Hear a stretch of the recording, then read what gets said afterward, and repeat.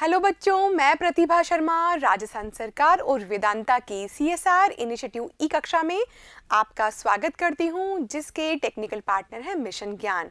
बच्चों, 12th chapter हमने पढ़ना स्टार्ट कर लिया है, जिसका नाम है पर्यावरणीय समस्याएं और समाधान। बच्चों, पिछले वीडियो में हमने देखा कि किस प्रकार से इतने सारे प्रदूषणों से हम घिरे हुए हैं और पूरे विश्व के सामने इस समय पर्यावरण प्रदूषण एक बड़ी चुनौती बनकर आ रहा है। हमारा जीवन संकट में है और यदि हमने समय रहते पर्यावरणीय समस्याओं का समाधान नहीं सुझाया तो न केवल हमारी पीढ़ी को बल्कि आने वाली पीढ़ी को भी कई संकटों का सामना करना पड़ेगा। ठीक है बच्चों, तो आज हम भाग 2 के अंतर्गत पढ़ने वाले हैं प्रदूषण के प्रकारों के बारे में। जी हाँ बच्चों, वैसे तो हमने पिछले वीडियो में बहुत सारे प्रदूषण के प्रकार पढ़े थे, लेकिन हम मुख्य रूप से 4 प्रकार के प्रदूषणों के बारे में पढ़ेंगे। जी हाँ बच्चों, आप इस तरीके से अपना एक चार्ट बना लेंगे। ठीक है बच्चों, सबसे पहले हम पढ़ेंगे वायु प्रदूषण के बारे में, जल प्रदूषण के बारे में, ध्वनि प्रदूषण और मृदा प्रदूषण के बारे में पढ़ेंगे।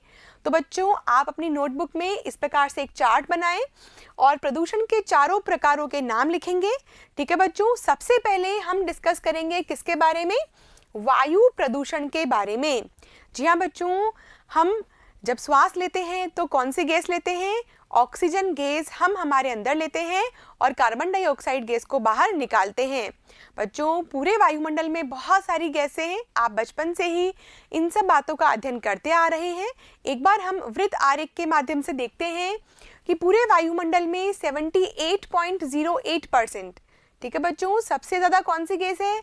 नाइट्रोजन गैस है, 78.08%। उसके बाद में आता है ऑक्सीजन का नंबर, यानी कि 20.94% ऑक्सीजन की मात्रा वायुमंडल में पाई जाती है। ठीक है बच्चों, इसके अलावा बहुत सारी गैसें हैं, जैसे कि ऑर्गन 0.93%। और उसी प्रकार यदि हम बात करें बच्चों कार्बन डाइऑक्साइड की, तो उसकी मात्रा है 0.03%। बच्चों, पूरे वायुमंडल में इन गैसों की एक आदर्श स्थिति होती है। यदि इन गैसों के अंदर कभी भी मात्रा ज़्यादा या कम हो जाए तो क्या होगा? वायुमंडल में डिस्टर्बेंस हो जाता है और ये हमारे लिए नुकसान होता है। ठीक है बच्चों, तो ये आदर्श स्थिति है। यदि हम इसमें डिस्टर्बेंस करेंगे तो क्या होगा? पर्यावरण प्रदूषण बढ़ जाएगा। तो बच्चों, सबसे पहले आप हेडिंग डालेंगे वायु प्रदूषण की और लिखेंगे कि वायुमंडल क्या होता है, इसमें कौन कौन सी गैसें होती है और किस मात्रा में ये पाई जाती है। ठीक है बच्चों, शुरुआत करते हैं। समस्त जीव जगत के लिए वायु अत्यंत आवश्यक होती है और उसके बिना जीवन संभव नहीं होता है। ठीक है बच्चों, हम हो सकता है कि 1 घंटे तक बिना पानी पिए रह सकते हैं और कभी कभी तो हम 1 दिन भी बिना पानी पिए रह सकते हैं, लेकिन हम 1 मिनट भी श्वास लिए बगैर नहीं रह सकते हैं। ठीक है बच्चों, तो हम समझ सकते हैं कि हमारे जीवन में वायुमंडल का कितना ज़्यादा महत्व है। वायुमंडल में विद्यमान सभी गैसें एक निश्चित अनुपात में पाई जाती है। ठीक है बच्चों, जैसे कि नाइट्रोजन 78.08%, ऑक्सीजन 20.94%, ऑर्गन की मात्रा है 0.93% और कार्बन डाइऑक्साइड है वो है 0.03%। जी हाँ बच्चों, कार्बन डाइऑक्साइड भी हमारे वायुमंडल के लिए बहुत ज़रूरी गैस है, लेकिन इतनी ही मात्रा में इसकी आवश्यकता होती है। लेकिन मानव अपनी क्रियाओं से प्रदूषण बढ़ा देता है और कार्बन डाइऑक्साइड की जो मात्रा होती है वो बढ़ जाती है। और इसके अलावा बहुत सारी गैसें हैं जिनकी मात्रा है 0.02%। ठीक है बच्चों, तो आप इस प्रकार से अपनी एक टेबल बनाएं और वायु प्रदूषण का परिचय लिखें और इन गैसों की मात्राओं को भी आप अपनी नोटबुक में नोट करेंगे। ठीक है बच्चों, आगे बढ़ते हैं और देखते हैं। इस अनुपात में थोड़ा परिवर्तन वायुमंडल की संपूर्ण व्यवस्था को प्रभावित करता है, जिसका परोक्ष और अपरोक्ष प्रभाव जीव जगत पर पड़ता है। बच्चों, ना केवल मानव जाति पर बल्कि संपूर्ण जीव जगत पर हमारे किए गए कार्यों का प्रभाव पड़ता है और मानव क्या कार्य कर रहा है? वायु प्रदूषण को बढ़ावा दे रहा है। बच्चों, वैसे तो वायु प्रदूषण ना केवल मानवीय क्रियाओं से बल्कि प्राकृतिक क्रियाओं से भी होता है। जी हाँ बच्चों, अब आप सोच रहे हैं कि हमने तो हमेशा यही पढ़ा था कि वायु प्रदूषण केवल मानवीय क्रियाओं से ही होता है, लेकिन बच्चों कुछ ऐसी प्राकृतिक क्रियाएं भी होती है जिनके माध्यम से वायु प्रदूषण हो जाता है। देखते हैं बच्चों, आपको यहाँ पर एक ज्वालामुखी दिखाई दे रहा है। ज्वालामुखी से निकलने वाला ये जो धुआं है ये क्या कार्य करेगा? वायु में प्रदूषण को बढ़ावा देगा। ठीक है बच्चों, यदि हम अगली पिक्चर देखें तो हम देख सकते हैं दावानल की तस्वीर है। इसका मतलब है जंगलों में लगने वाली प्राकृतिक आग। जी हाँ बच्चों, संयुक्त राज्य अमेरिका, ऑस्ट्रेलिया देशों के अंतर्गत हम अक्सर अखबारों में पढ़ते हैं कि वहाँ पर जंगलों में आग लग जाती है और कई कई महीनों तक ये आग बुझती ही नहीं है। बच्चों, पिछले कुछ समय के दौरान हमने ये भी देखा कि अमेज़न के जंगल जो विश्व के फेफड़े कहे जाते हैं, वहाँ पर भी जंगलों की आग लगी और बहुत बड़ा नुकसान हुआ। ना केवल जीव जगत को बल्कि प्रदूषण में भी बढ़ावा हुआ। ठीक है बच्चों, तो हम देखते हैं कि कुछ ऐसे प्राकृतिक कारक भी होते हैं जिनसे वायु प्रदूषण होता है। इसके अलावा बच्चों, जो धूल भरी आंधियाँ होती है वो भी वायु प्रदूषण का मुख्य कारक है। लेकिन बच्चों, हमें यहाँ पर एक बात समझने योग्य है कि जो प्राकृतिक स्रोत हैं उनके आधार पर वायु प्रदूषण का जो स्तर है वो इतना ज़्यादा नहीं होता है जितना कि मानवीय क्रियाओं से हो जाता है। ठीक है बच्चों, यहाँ पर हमने 3 तस्वीरें देखी, जैसे कि ज्वालामुखी से निकलने वाला धुआं, दावानल यानी कि जंगलों की आग और धूल भरी आंधियाँ। ये जो तीनों तस्वीरें हैं हमें बताती है कि प्राकृतिक स्रोत होते हैं जिनसे कि प्रदूषण बढ़ता है। लेकिन बच्चों, अब हम बात करेंगे किसके बारे में? मानवीय स्रोतों के बारे में। बच्चों, आजकल खबरों में बहुत चर्चा हो रही है किसकी? पराली की। पराली से प्रदूषण की बहुत चर्चा हो रही है। बच्चों, दिल्ली और दिल्ली के आसपास के लगे हुए जो राज्य हैं, स्पेशली हरियाणा राज्य, पंजाब राज्य, वहाँ पर किसान क्या करते हैं? वहाँ पर किसान अपनी जो बची खुची जो फसल होती है, अंत में जब ये कटाई के बाद में बच जाती है तो उसको वहाँ के किसान जला देते हैं।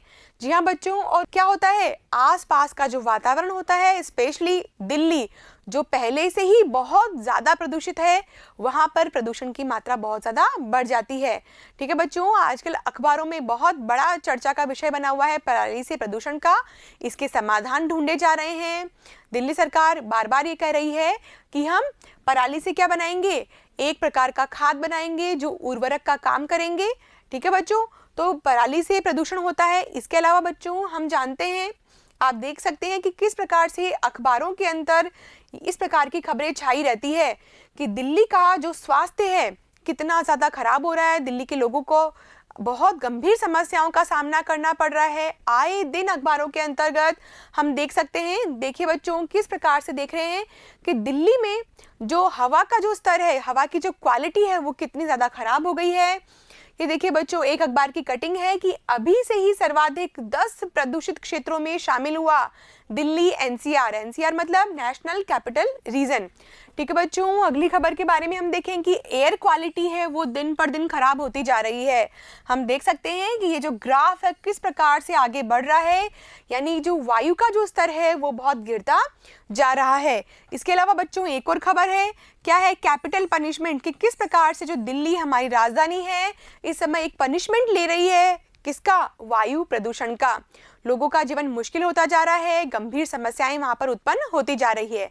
ठीक है बच्चों, यदि हम अगला कारक देखें कि मानव किस प्रकार से वायु प्रदूषण को बढ़ावा देता है, तो वो क्या है? घरों में जलाने वाला जो ईंधन होता है इससे भी प्रदूषण को बढ़ावा मिलता है, और खासकर वो महिलाएं जो इस प्रकार से चूल्हों में खाना बनाती है उनके स्वास्थ्य पर बहुत बुरा असर पड़ता है।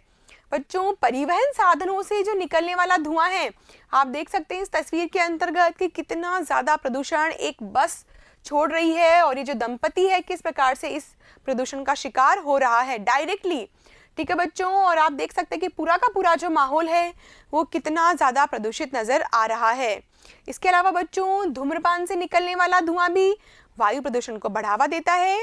इसके अलावा उद्योग धंधों से निकलने वाला जो धुआं है पूरे विश्व की चिंता बना हुआ है कि हम किस प्रकार से इस पर नियंत्रण कर सकें। बच्चों, इसके अलावा रेडियोधर्मी प्रदूषण, बच्चों हमने पिछले कुछ वीडियोस में भी जाना था कि किस प्रकार से ऊर्जा उत्पादन के लिए परमाणु ऊर्जा संयंत्र होते हैं, उनसे भी यदा कदा दुर्घटनाएं जब हो जाती है तो क्या हो जाएगा? रेडियो एक्टिव पॉल्यूशन हो जाएगा, और यह मानव के ऊपर गंभीर प्रभाव छोड़ता है। जी हाँ बच्चों, आगे बढ़ें और देखेंगे हम, आप इस प्रकार से चार्ट बनाएंगे वायु प्रदूषण के स्रोत के आधार पर प्रकार, यानी कि बहुत थोड़ा सा टिपिकल है लाइन। वायु प्रदूषण के स्रोत कौन कौन से बच्चों? 2 हैं, एक तो है प्राकृतिक प्रदूषण और दूसरा है अप्राकृतिक प्रदूषण। बच्चों, इसमें तो हमने देखा था ज्वालामुखी, ठीक है, याद आया आपको दावानल। और हमने देखी थी धूल भरी आंधियां, ये किस में आएगी? ये प्राकृतिक प्रदूषण में आएगी, यानी कि प्रकृति भी प्रदूषण करती है।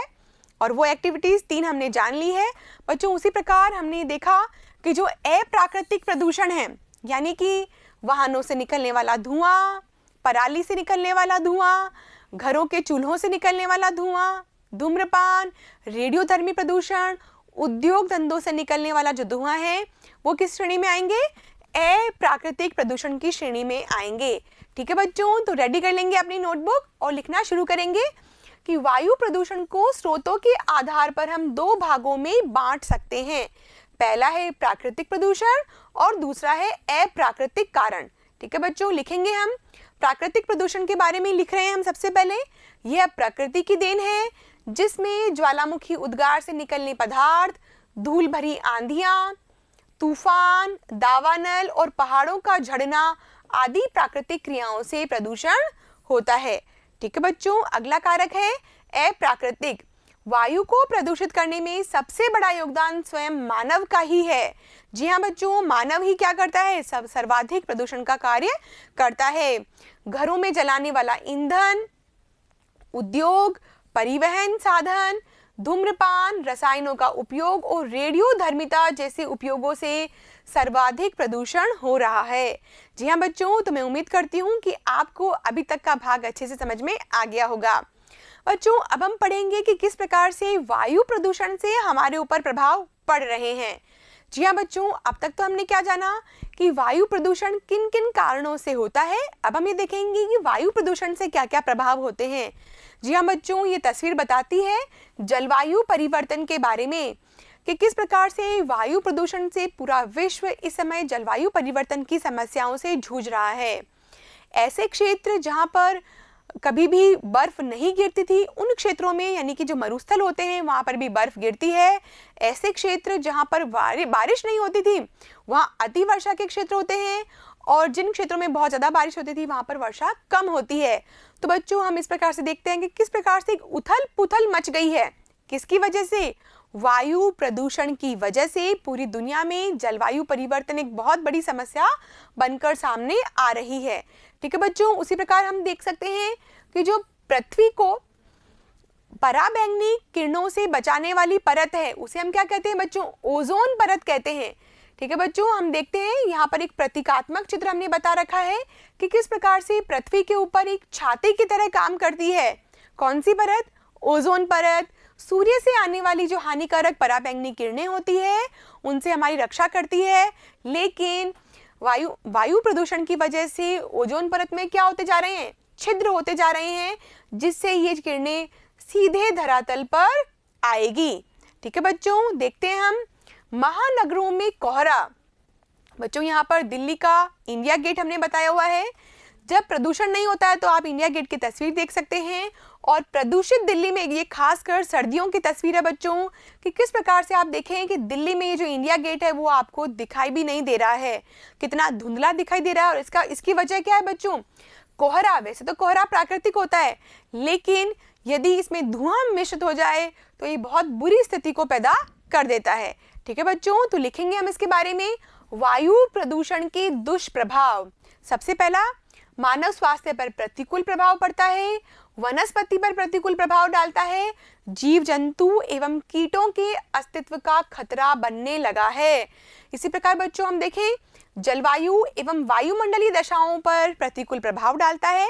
अभी हमने डिस्कस किया था जलवायु परिवर्तन, ओजोन परत में क्षरण, ग्रीन हाउस प्रभाव, मौसम पर प्रभाव इत्यादि वायु प्रदूषण के दुष्प्रभाव हैं। इसके अलावा बच्चों, महानगरों एवं नगरों पर कोहरे के गुंबद बन जाते हैं। ठीक है बच्चों, तो हमने क्या देखे? हमने देखे कि वायु प्रदूषण के कारक कौन कौन से हैं और उसके दुष्प्रभाव कौन कौन से हैं। आगे बढ़ते हैं और देखते हैं कि हम ऐसे कौन से उपाय कर सकते हैं। वायु प्रदूषण किसने किया? मानवीय क्रियाओं ने किया, मानव ने किया। तो बच्चों, इसका जो समाधान है वो कौन सुझाएगा? वो भी मानव ही सुझाएगा। इसके लिए बच्चों हरित पेटियों का विकास किया जा रहा है, यानी जहाँ जहाँ कहीं भी उपलब्ध स्थान है वहाँ पर हरित पेटियाँ विकसित की जाए, अधिक से अधिक वृक्ष लगाए जाएं, ताकि हम वायु प्रदूषण के दुष्प्रभावों को कम कर सकें। ठीक है बच्चों, इसी प्रकार सौर ऊर्जा और पवन ऊर्जा का यदि हम अधिक से अधिक इस्तेमाल करेंगे तो भी वायु प्रदूषण कम हो जाएगा। बच्चों, आजकल चर्चा हो रही है इलेक्ट्रिकल कारों की, इलेक्ट्रिकल वाहनों की, तो हो सकता है कि आने वाले वर्षों में हम ये अनुभव करें कि प्रदूषण कम हो रहा है। ठीक है बच्चों, तो लिखेंगे हम वायु प्रदूषण के नियंत्रण हेतु उपाय। बच्चों, प्रदूषण को रोकने के लिए क्या करना चाहिए? सबसे कॉमन समाधान क्या है? वृक्षारोपण करना, और क्षेत्रफल के कम से कम 33% भाग पर वन होना ही चाहिए। जी हाँ बच्चों, भारत सरकार की ये नीति है कि जितना भी क्षेत्रफल है उसका 33% एरिया किसके लिए हो? वनों के लिए आरक्षित हो। ग्राम नगर के समीप हरित पेटी का विकास किया जाए, और इस कार्य में कौन मदद करे? सामाजिक संगठन, सरकारें और व्यक्तिगत रूप से लोग आगे आएं और मदद करनी चाहिए। वाहनों के प्रदूषण पर नियंत्रण किया जाए, और पेट्रोल डीजल की अपेक्षा हमें किसका इस्तेमाल करना चाहिए? सौर ऊर्जा का, बैटरी चालित और विद्युत इंजन का उपयोग हमें करना चाहिए। ठीक है बच्चों, आगे बढ़ेंगे और देखेंगे निर्धूम चूल्हों का उपयोग किया जाना चाहिए, यानी ऐसे चूल्हे इस्तेमाल में किए जाएं जिनसे धुआं उत्पन्न नहीं होता है। जी हाँ बच्चों, निर्धूम का मतलब क्या होता है? ऐसे चूल्हे जिसमें धुआं नहीं निकलता है। पेड़ नहीं काटे जाएं। इसके अलावा ईंट भट्टों व बर्तन बनाने व पकाने जैसे उद्योगों को कहाँ स्थापित करना चाहिए? शहर से बाहर स्थापित करना चाहिए। उद्योग की नवीन तकनीक का उपयोग एवं शहर से बाहर स्थापित किया जाए। ठीक है बच्चों, यहाँ पर हम ये लिख सकते हैं कि उद्योगों को, ठीक है बच्चों, उद्योगों को नवीन तकनीक का उपयोग करना चाहिए और शहर से बाहर स्थापित किया जाना चाहिए। आगे बढ़ेंगे और देखेंगे कुछ ऐसे और प्रयासों के बारे में जो वायु प्रदूषण को कम करने का प्रयास कर रहे हैं। यदि बच्चों हम बात करें हरित कर की, जी हाँ बच्चों, यहाँ पर ग्रीन टैक्स की बात की जा रही है, यानी कि एक ऐसा टैक्स जिसके बदले में क्या किया जाएगा? हरित पेटियों का विकास किया जाएगा। 24 जून 2016 को राष्ट्रीय वन नीति केंद्र सरकार द्वारा मसौदा तैयार किया, जिसके अंतर्गत हरित कर लगाने की सिफारिश की गई है, जिससे प्राप्त धन से जंगलों को हरा भरा किया जाएगा। ठीक है बच्चों, तो एक प्रयास है। इसके अलावा बच्चों, हरित राजमार्ग नीति सन 2015 के द्वारा सड़कों के प्रदूषण को नियंत्रित करने के लिए केंद्र सरकार के द्वारा प्रयास किए जा रहे हैं, लेकिन पूर्ण रूप से इससे मुक्ति तभी संभव है जब व्यक्तिगत स्तर पर प्रत्येक व्यक्ति अपनी भूमिका को समझे और एक वृक्ष लगाकर उसे जीवित रख सके, तो यह समस्या समाप्त हो सकती है। जी हाँ बच्चों, यदि प्रत्येक व्यक्ति एक वृक्षारोपण कर ले तब भी ये काफी है, लेकिन कुछ लोग क्या करते हैं? वृक्ष लगाकर रह जाते हैं, उसकी सार संभाल नहीं करते हैं। तो बच्चों, ये हमारा नैतिक दायित्व है कि यदि हम वृक्ष लगाते हैं तो उसे बड़ा भी करें। ठीक है बच्चों, कई लोग आप तस्वीर देखते हैं, अखबारों में तस्वीरें देखते हैं कि किस प्रकार से झुंड के झुंड खड़े हुए हैं और एक वृक्ष लगा रहे हैं, लेकिन उसको सार संभाल कैसे की जाएगी इसके बारे में चिंता किसी को भी नहीं होती है। ठीक है बच्चों, तो यहाँ पर बहुत अच्छी बात लिखी हुई है कि एक वृक्ष ही लगाएं और उसे जीवित रख सकें। ऐसा नहीं कि कुछ वर्षों के बाद में वो सूख जाए यदि आप उसे पानी ना दें। ठीक है बच्चों, तो हमें क्या करना चाहिए? प्रत्येक व्यक्ति को अपनी नैतिक जिम्मेदारी समझनी चाहिए और कम से कम एक पेड़ तो लगाना ही चाहिए और उसे जिंदा भी रखना चाहिए। ठीक है बच्चों, अगला प्रयास है कि किस प्रकार से हम हमारी गाड़ियों में गुणवत्तापूर्वक ईंधन का इस्तेमाल करके पर्यावरण के प्रदूषण को रोक सकते हैं। ठीक है बच्चों, तो लिखेंगे हम भारत सरकार ने गाड़ियों के प्रदूषण की रोकथाम के लिए पूरे देश में 1 अप्रैल 2017 से BS4 ग्रेड का फ्यूल मिलेगा, और वो अभी कितना है? BS3 ग्रेड का दिया जा रहा है। बच्चों, ये रैंकिंग्स है, BA भारत स्टेज नाम है इसका। BS का मतलब क्या है? भारत स्टेज, यानी इस समय भारत BS3 का पेट्रोल दिया जा रहा है, लेकिन अब किसका दिया जाएगा? BS4 का दिया जाएगा। बच्चों, फिर 2020 की बात करते हैं हम। 1 अप्रैल 2020 के बाद में BS4 ग्रेड के स्थान पर BS5 ईंधन की आपूर्ति का आश्वासन दिया गया है, यानी हम हमारी गुणवत्ता को बढ़ा रहे हैं ताकि धुआं कम से कम उत्पन्न हो सके। ठीक है बच्चों, तो ये क्या था? ये था वायु प्रदूषण। अब हम पढ़ेंगे किसके बारे में? जी हाँ बच्चों, प्रदूषण के 4 प्रकार हमने पढ़े: वायु प्रदूषण, जल प्रदूषण, ध्वनि प्रदूषण और मृदा प्रदूषण। तो वायु प्रदूषण के बारे में हम पढ़ चुके हैं। अब किसकी बारी आ गई है? बच्चों अब हम पढ़ेंगे जल प्रदूषण के बारे में। जी हाँ बच्चों, ये जो तस्वीरें हैं विचलित करने वाली है कि किस प्रकार से हम हमारे आसपास के इन्वायरमेंट को नष्ट कर रहे हैं। किस प्रकार से देखिए, जो महानगरों से निकलने वाला जो गंदा पानी है वो शुद्ध नदियों को किस प्रकार से प्रदूषित कर रहा है। आप ये देख सकते हैं कि कचरे के ढेर किस प्रकार से नदियों के किनारे पर लगे हुए हैं। गंगा नदी की क्या हालत होती जा रही है। बच्चों वाकई में एक बहुत बड़ी समस्या के रूप में हमारे सामने आ गया है और अब हम इससे मुंह भी नहीं मोड़ सकते हैं। जी हाँ बच्चों, जल प्रदूषण इतने खतरनाक स्तर पर पहुंच चुका है कि ये अब हमें स्वास्थ्य संबंधी समस्याओं को दे रहा है। तो बच्चों लिखेंगे हम इसके बारे में। सबसे पहले लिखते हैं जल प्रदूषण की परिभाषा के बारे में। जी हाँ बच्चों, जल के भौतिक, रासायनिक और जैविक विशेषताओं में होने वाला अवांछित परिवर्तन। अवांछित का मतलब क्या होता है बच्चों? यानी कि हमें नहीं चाहिए, एक ऐसा परिवर्तन जो हमें बिल्कुल नहीं चाहिए। और वो कौन प्रदान कर रहा है हमें? जल प्रदूषण हमें प्रदान कर रहा है। भौतिक, रासायनिक और जैविक विशेषताओं में होने वाला ऐसा अवांछित परिवर्तन जिससे कि मानव और समस्त जीवों पर बुरा प्रभाव पड़ता है, उसे क्या कहते हैं बच्चों? जल प्रदूषण कहते हैं। तो बच्चों ये परिभाषा आप अपनी नोटबुक में नोट करेंगे। गंगा, यमुना जैसी पवित्र नदियों का जल भी अब उपयोग के लायक नहीं बचा है। बच्चों यदि इस प्रकार की तस्वीरें आप देखेंगे तो हो सकता है कि आप स्वयं ही वहां पर जाना पसंद नहीं करें और आपको लगेगा कि क्या ऐसी नदियां पवित्र बची है। और बच्चों इनको गंदा किसने किया? मानव ने ही तो किया है।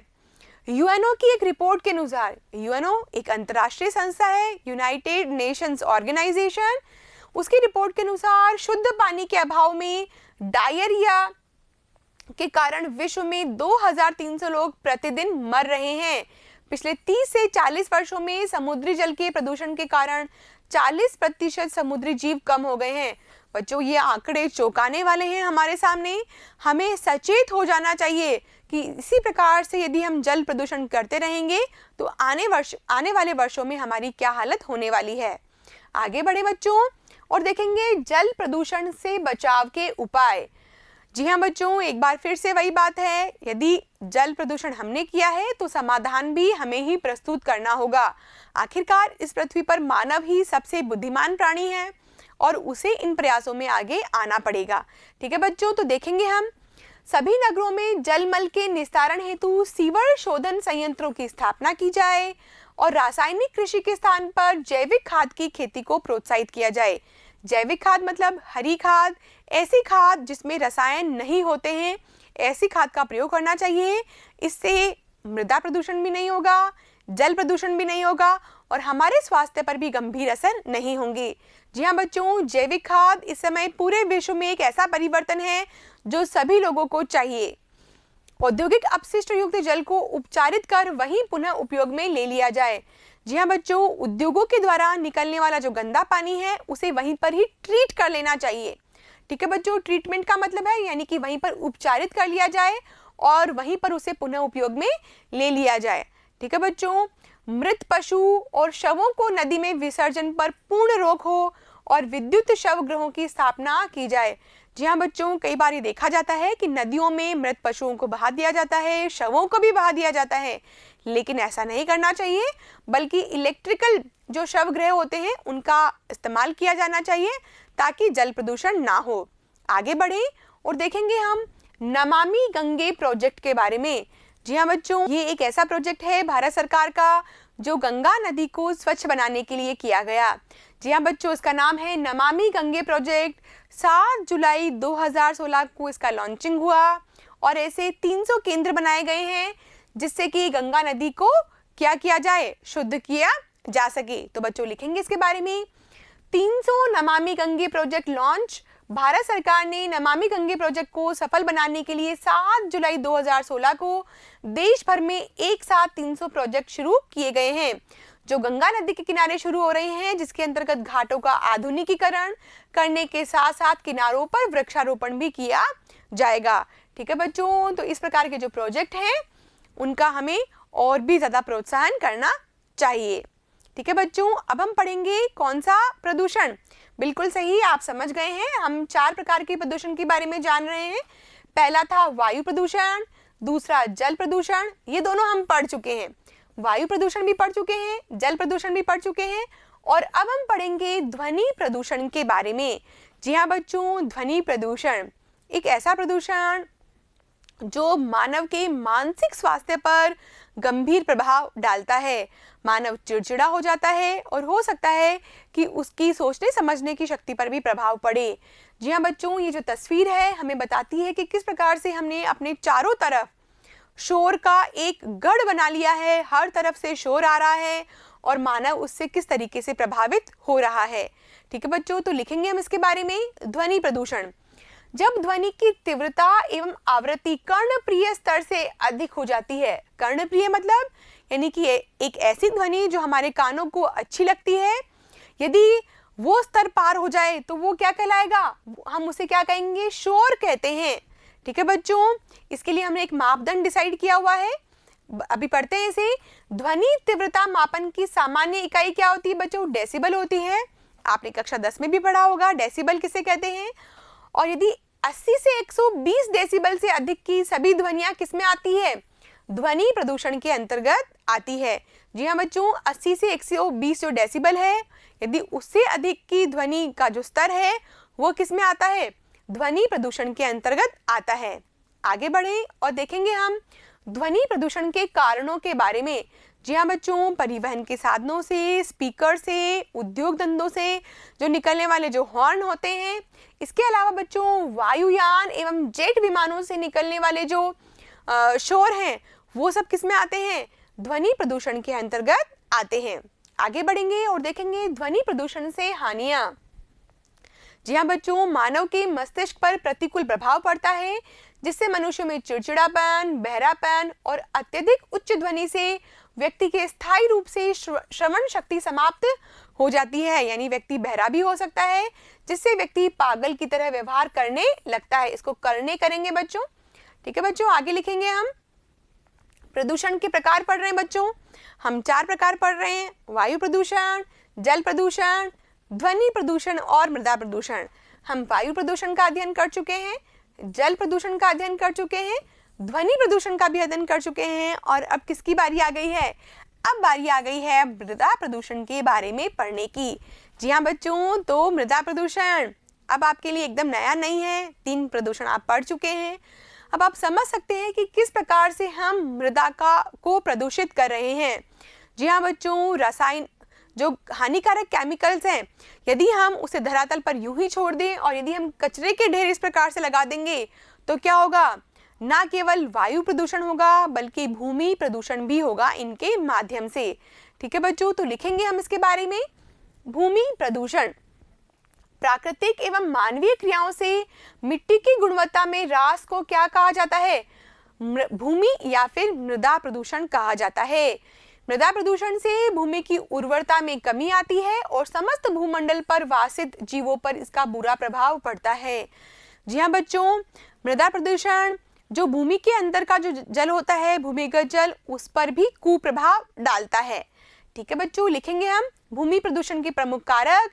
प्रदूषित जल से अत्यधिक रासायनिक खादों के प्रयोग से। जी हाँ बच्चों, किसान कई बार रासायनिक खादों का इस्तेमाल करते हैं और इससे क्या होगा, वो जो रसायन होते हैं वो भूमि को प्रदूषित करते हैं। उन रसायनों से हमारी सेहत भी खराब होती है और भूमि की सेहत भी खराब होती है। औद्योगिक अपशिष्टों, नगरों एवं महानगरों से निकलने वाले जो अपशिष्ट होते हैं वो क्या कार्य करते हैं, भूमि प्रदूषण का कार्य करते हैं। ठीक है बच्चों, अब लिख लेते हैं मृदा प्रदूषण के नुकसान के बारे में। कृषि योग्य भूमि में लगातार न्यूनता हो रही है। जी हाँ बच्चों, जो कृषि योग्य भूमि है वो धीरे धीरे सिकुड़ रही है और इसकी वजह क्या है कि मृदा प्रदूषण हो रहा है, मृदा की गुणवत्ता में कमी आ रही है। इससे होने वाली प्रमुख बीमारियां पैचिस, प्रवाहिका, हैजा, आंखों के रोग तथा तपेदिक प्रमुख हैं। ठीक है बच्चों, हम जानते हैं यदि मृदा प्रदूषित होगी तो उस प्रदूषित मृदा में उपजने वाली जो फसल है वो भी कैसी होगी, वो भी प्रदूषित होगी और उस फसल को खाने वाले कौन हैं, मानव जाति है। तो मानव जाति इन गंभीर रोगों का शिकार हो जाती है। मृदा प्रदूषण अन्य पर्यावरणीय प्रदूषणों को भी जन्म देता है। ठीक है बच्चों, तो हमने क्या जाना, हमने जाना आज 4 प्रकार के प्रदूषणों के बारे में। वायु प्रदूषण, जल प्रदूषण, ध्वनि प्रदूषण और मृदा या फिर भूमि प्रदूषण के बारे में। जी हाँ बच्चों, हम सब की नैतिक जिम्मेदारी है कि हम प्रदूषण को कम से कम करने का प्रयास करें। ठीक है बच्चों, केवल सरकार पर ही ये दायित्व नहीं छोड़ देना चाहिए, प्रत्येक व्यक्ति की जिम्मेदारी तय होनी चाहिए। तो बच्चों, मैं उम्मीद करती हूँ कि आपको आज का ये टॉपिक अच्छे से समझ में आ गया होगा। अब हम मिलेंगे अगले भाग में अम्लीय वर्षा के साथ में। तब तक पढ़ते रहिए और आगे बढ़ते रहिए। Thank you.